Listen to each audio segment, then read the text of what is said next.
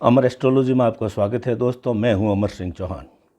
आज हम चर्चा कर रहे हैं एक ऐसे विषय पर जो अक्सर कई बार ज्योतिष की जानकारी नहीं रखने वाले या कुतर्क करने वाले आदमी ये सवाल करते हैं कि जब एक ही समय में दुनिया में हजारों लाखों करोड़ों बच्चे जन्म लेते हैं तो उनका भविष्य अलग अलग क्यों होता है।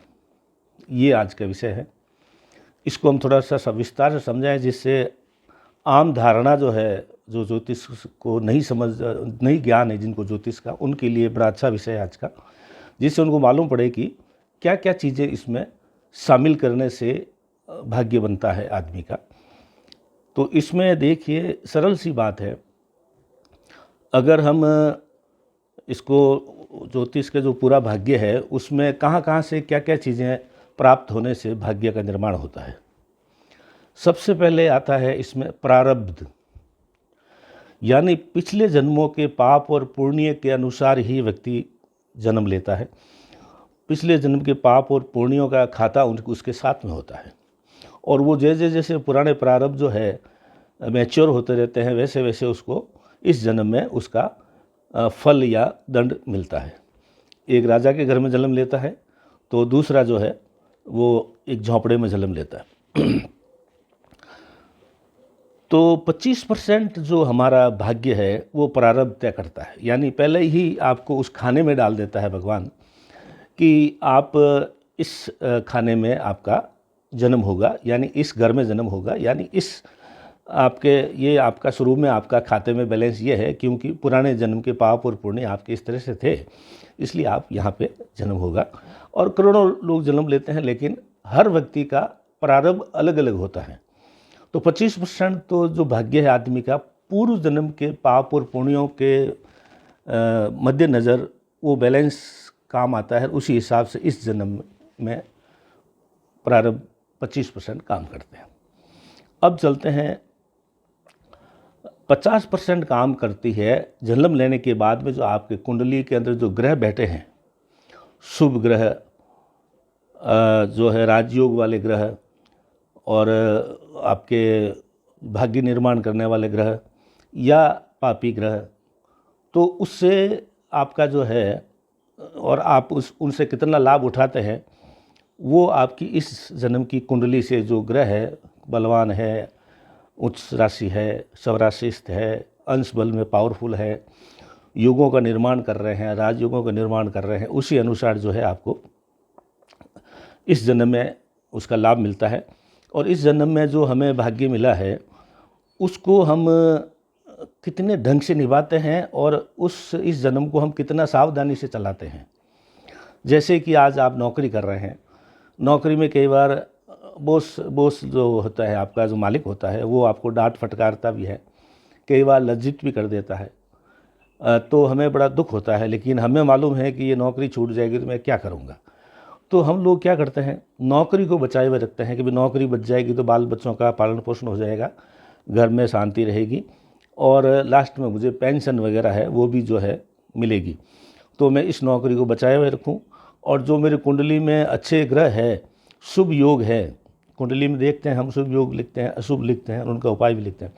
तो शुभ योगों का अधिकतम लाभ लेते हुए इस जन्म के अंदर मैं जो है अपने नौकरी या जो भी धंधा, बिजनेस, व्यवसाय जो भी है उसको मैं अच्छे से चलाऊं और मैं जीवन के अंत तक अच्छे से चलाऊं, जिससे मेरा बुढ़ापा, अभी मेरे जवानी के दिनों में मेरे बच्चों की शिक्षा, पालन पोषण, पत्नी, ये वो परिवार, माता पिता, सबों का माँ, तो इस जन्म में उन अच्छे ग्रहों का फल प्राप्त करते हुए, बुरे ग्रहों से जो है छुटकारा लेते हुए, बुरे ग्रहों का उपाय करते हुए, ये जीवन हम 50% जो है उस पर निर्भर करता है कि हम कुंडली में, इसीलिए कुंडली दिखाई जाती है कि आपके कुंडली में जो अच्छे ग्रह हैं उनको पहले पता कर लें, उनका अधिकतम लाभ उठाएं और जो खराब ग्रह हैं उनसे बचें और ज्योतिष द्वारा सुझाए गए उनके उपाय करें।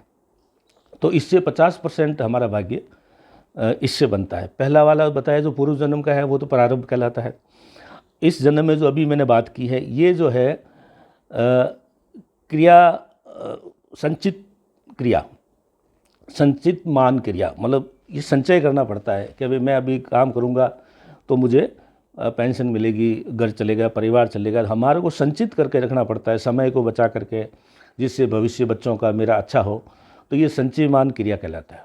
यानी 50% जो है हमारा भाग्य, आप कितनी सावधानी से शुभ ग्रहों का लाभ लेते हुए जीवन चलाते हैं, अशुभ ग्रहों से बचते हुए रहते हैं, तो ये हम खुद संचित करते हैं। अभी जो हमारे बैंक में डाल रहे हैं वो हम डाल रहे हैं।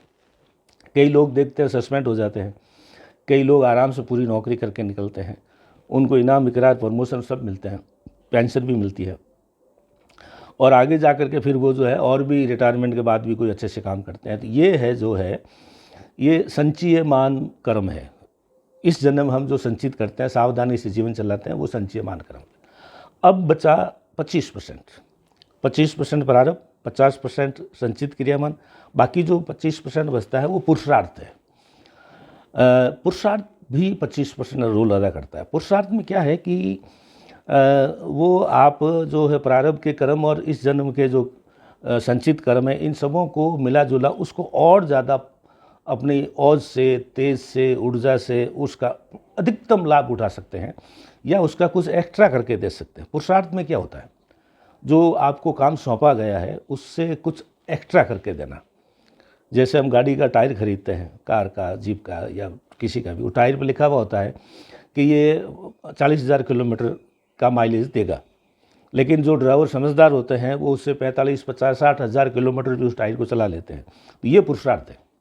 टायर पे लिखे हुए जो है गारंटी होती है कि इतने 1000 किलोमीटर ये टायर चलेगा, तो उसको अगर ढंग से चलाएंगे तो 40 की जगह 45, 50, 60 भी चल सकता है, और सावधानी से नहीं चलाएंगे तो वो 30,000 किलोमीटर पे भी, 35,000 किलोमीटर पे भी टायर जो है खराब हो जाएगा।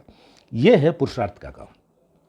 तो ये आपके हाथ में है, न तो ये पूर्व प्रारब्ध के हाथ में है, न संचित कर्मों का हाथ में। ये प्रारब्ध के जो है क्रियामान क्रम जो बोलते हैं इसको, जिस पुरुषार्थ जो बोलते हैं, ये पुरुषार्थ है, क्रियामान क्रम है। जैसे कि हनुमान जी को लंका भेजा गया था रामचंद्र जी के द्वारा अंगूठी दे करके कि भी सीता को ढूंढना है, और अंगूठी दे के ये संदेश देना है कि भी जो है आपको हम ढूंढने आ रहे हैं, चिंता न करें। ये इतना काम ही बुलाया था रामचंद्र जी ने कि भाई उनके जो टूर पास हुआ तो उसमें ये काम बताए थे, ये करके आपको आना है। लेकिन उसके बाद में ये मिल मिला करके हनुमान जी श्रीलंका में जो है सीता को अंगूठी दे करके सब बता कर आ गए। उसके बाद में उन्होंने कई बाग उजाड़े वहाँ पे लंका में, और अंत में जो है रावण के वहाँ सभा में गए, हम सब जानते हैं, पूंछ में आग लगाई और लंका को भी जला के आ गए। तो ये जो उनके टूर में ये शामिल नहीं था। कौन सा? बाग उजाड़ना और आग लगाना। ये उन्होंने एक्स्ट्रा किया, यानी एक्स्ट्रा माइलेज दिया, जो उनसे आशा थी उससे अधिक उन्होंने करके दिखाया। ये पुरुषार्थ के अंतर्गत आता है। तो ये 3 प्रकार के जो है हमारे कर्म हैं जो हमारा इस जन्म का भाग्य चलता है। पहला, जैसे कि मैंने बताया, 25% प्रारब्ध का, यानी पूर्व जन्मों के जो है पाप और पुण्यों के अनुसार 25% हम उसी घर में जन्म मिलता है आपको। हालांकि एक ही समय में सब लोगों का जन्म हुआ है, लेकिन कोई राजा के घर में, कोई झोंपड़ी में, कोई मध्यम वर्ग में जन्म लेगा तो पहले ही उनको 25% तो अलॉटमेंट हो गया। क्या महल का अलॉटमेंट हुआ है या झोंपड़ी का अलॉटमेंट हुआ है। 50% जो मैंने बताया क्रिया संचित क्रिया, इस जन्म में जो है आप अपने ग्रहों का अधिकतम लाभ लें। कुंडली में ग्रह दिखवाए ज्योतिष में, अच्छे ज्योतिषी से, और उसमें ये देखें कि कौन से ग्रह ऐसे हैं जो बलवान हैं, उनका लाभ उठाएं, कौन से ग्रह ऐसे हैं जो अशुभ हैं, उनका बताए गए उपाय करें, जिससे हम 50% उन ग्रहों के द्वारा अच्छा सा लाभ ले सकें। तो 25 और 50, 75% हो गए, और बाकी बचा 25% जो पुरुषार्थ से है, जिसको हम बोलते हैं क्रियामान कल्प। जैसे कि मैंने हनुमान जी का उदाहरण बताया, एक्स्ट्रा माइलेज देना, मैनेजमेंट की भाषा बोला जाता है एक्स्ट्रा माइलेज। एक्स्ट्रा माइलेज वही है जो बताया हुआ काम है, उससे कुछ अधिक करके देंगे तो आपको उसका अधिक लाभ होगा। ये पुरुषार्थ के हाथ में है। कुछ लोग कहते हैं साहब कुछ नहीं है, ग्रहों से कुछ नहीं होता है, कुंडली से कुछ नहीं है, सब कुछ पुरुषार्थ पर डिपेंड करता है। नहीं, पुरुषार्थ पर डिपेंड करता है, क्रियामान कर्म भी डिपेंड करता है, लेकिन 50% संचित कर्म, इस जन्म के को कैसे अच्छे से चलाएं, ये संचित है। 50% संचित कर्म और 25% प्रारब्ध पूर्व जन्म के। तो आज का वीडियो इतना ही कि कुंडली के अंदर हमारे जो बताते हैं, दिखवाते हैं, उसके अंतर्गत 25% जो कर्म है, जो संचित कर्म है, उसको अच्छे से निभाएं। कुंडली से अनुसार जो दिशा निर्देश आपको दिए गए वैसे करें। बाकी बचा हुआ 25% आप अपने पुरुषार्थ से जो आपको चीज़ें दी गई उससे और अधिक एक्स्ट्रा माइलेज देके दिखाएंगे तो आप और अच्छा उत्थान कर सकते हैं साधारण व्यक्ति की तुलना में। तो आज का वीडियो दोस्तों यही कि कौन कौन से कर्म है जिससे भविष्य का निर्माण होता है। एक समय जन्म लेने से ऐसा कुछ नहीं है कि एक समय जन्म लेने से सभी लोग एक जैसे एक ही तरह के विकसित होने चाहिए, ऐसा नहीं है। तो आज का वीडियो उन लोगों के लिए जो ज्योतिष की जानकारी नहीं है या जो कुतर्क भी करते हैं उनके लिए भी है।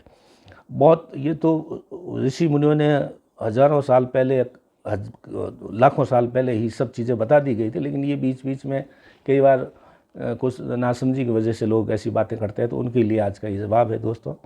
प्रारब्ध कर्म 25%, संचित संचयमान कर्म 50% और 25% पुरुषार्थ, 25, 50, 25 ऐसे करके 100% का भाग्य निर्माण होता है। आज अमर एस्ट्रोलॉजी में इतना ही। आप अपने दोस्तों मित्रों को सबों को हमारे चैनल से